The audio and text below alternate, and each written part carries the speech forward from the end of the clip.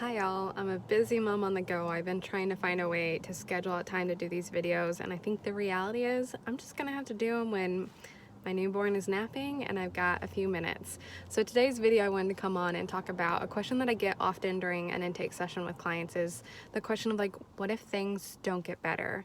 I'm pursuing therapy obviously to help with the symptoms and the issues that I'm bringing in, but I have a fear that things won't get better. And I always answer the question very vaguely because the reality is it's up to you if you take the work and what we're doing and you're open to change for things to transform or to get better. I also provide some psychoeducation about the fact that when you get into therapy, sometimes it feels like things get worse before they get better.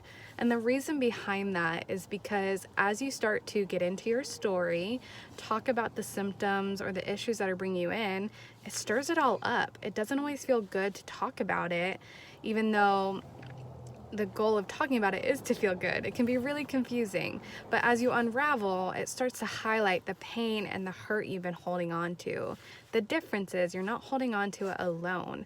I'm in the room with you, holding it with you, helping you see your strength, helping you sort through what parts are yours to hold and what parts are someone else's to hold. And as we do that, then you start to realize there's some relief. I'm sharing, someone's holding this with me, I'm not alone. And that sometimes is enough relief to then start to say, okay, this is the area I need to change. This is the area I need to work on. These are the skills I need to build.